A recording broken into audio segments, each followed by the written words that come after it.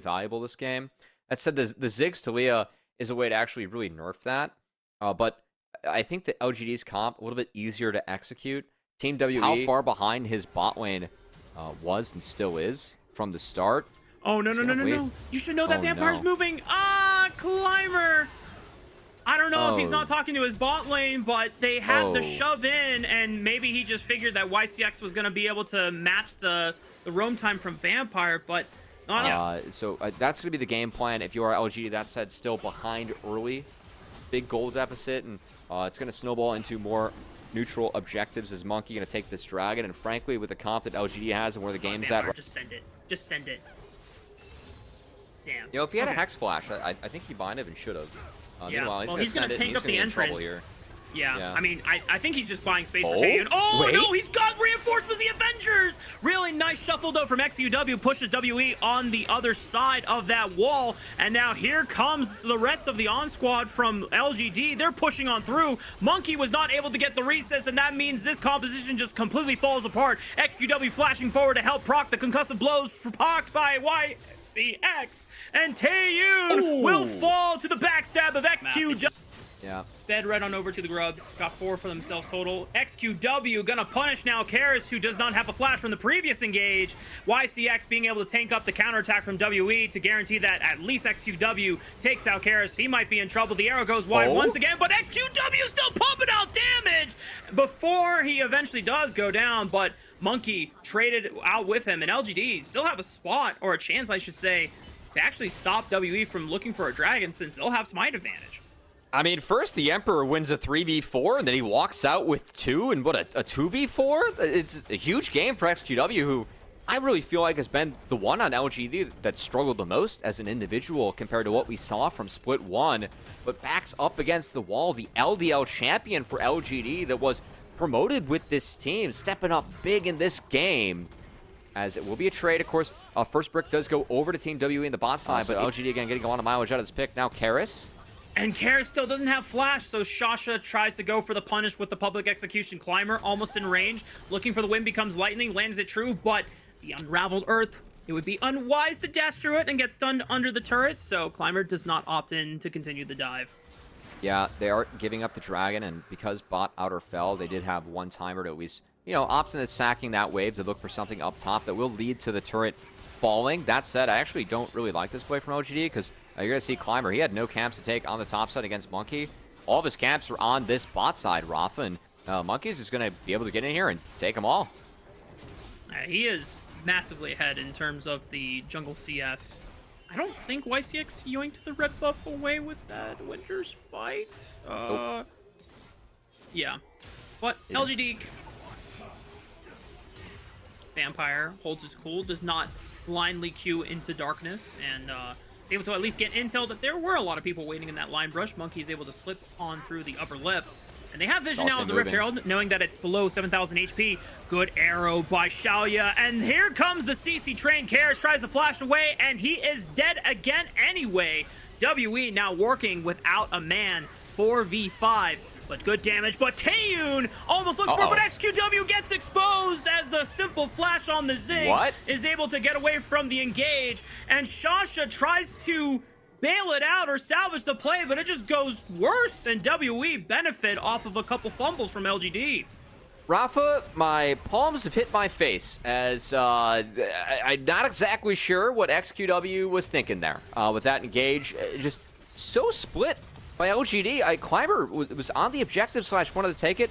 Xiaoya is pretty low. Trying to clip Karis in his Weaver's Wall, but now teleports are coming in from the rest of WE, seeing if they can actually collapse. And yeah, because XQW went for the pick on the Karis, he was in Super Narnia, and no way for LGD to bail him out of that one. So now WE, 5-man to 4-man advantage on the map. There's no immediate objectives that they can go for, since Dragon and Otacon still don't spawn for another 50 seconds, but maybe they can get something in the mid lane with this Rift Herald. I feel like XQW is trying to do so much where, again, as Azir, we saw the fights going well earlier on because he was absorbing, right? People were coming into him. It's not him trying to go make plays. And now, of course, Ziggs plus a Rift Herald, that means that one of your turrets falls. Don't care how many grubs you have, it's going to go down. As Again, I will say a 3K gold lead at this point for Team WE. That's about what this comp needs. I'd say this is somewhat on pace. They still need to keep the pace up. It's LGD keeping the pace up. XQW. Speaking of Super Narnia, XQW teleported in, but again, just a simple flash from Cube is able to get away, and he's got Taeyu and a Vampire in his back pocket just in case they wanted to overextend for it. Dragon is spawning. I think that's what compelled XQW to actually TP in, because it does force Cube out. There's no TP, so this should be Dragon going over to LGD. Yeah, Cube does not have teleport. They're burning it down super quickly. Monkey is nowhere to be seen since he was taking camps on the other side of the map, which I would have done the same thing, to be honest. But WE now trying to force the fight. Death Charge goes right onto XQW, stops the damage output for now. Shasha forced to flash backwards into the safety of his team. YCX trying to stand behind or in front of the rest of the squad. YCX tries to go in, but he got stunned on the entrance to the Unraveled Earth. Karis being able to put a stop to the LDL Champions' aspirations and fighting for a spot into the Ascend group. And WE are just running away with the fight. The flash forward from Monkey gets another reset. Shasha does not get a chance to escape with the TP. This just might be game over for LGD. I know that you want to deny the soul point, deny the dragon, but Team WE did such a nice job on that setup, just corralling LGD. They cut off the exit to mid, forced them down on the map, and that fight, again, it was XQW trying to go in, make a difference with the Shurima Shuffle, gets caught out by Karis in the Unraveled Earth.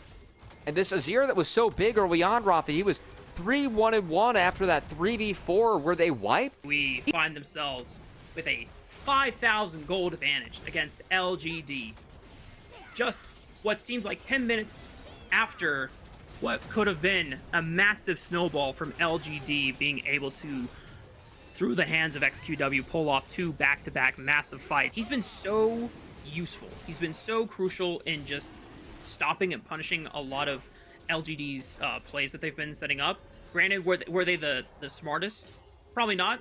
Definitely bold choices by XQW to go in, but the walls have been pretty damn good in stifling what LGD wanted to do.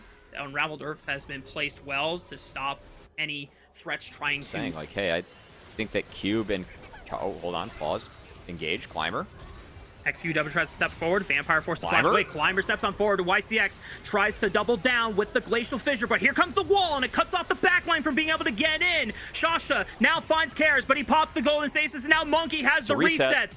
He's looking. Climber. Oh, W flash to close the distance, and now he's the Braum. He's going to aid the fight with the concussive blows. We're walking up with Cube. There is the Darkened Blade as he sails right into the hearts of LGD. Any hopes that may have had have been dashed away and broken by Monkey and the rest of WE. This squad is on a roll. Gonna turn their heads to the Baron. Will be a slower take as two. I think Taeyun's got to go assist him, but he's gonna clean up the turret first. W continues to cruise, and again, this fight, like the terrain they're taking it. Should have been the Diego, man. Wukong bad? That looks good right now.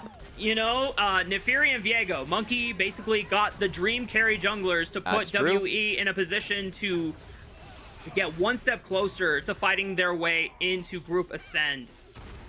They still have to close out this game, though, but I imagine that they are just one more good fight from putting the last nail in the coffin for LGD and banishing them to the Nirvana realm.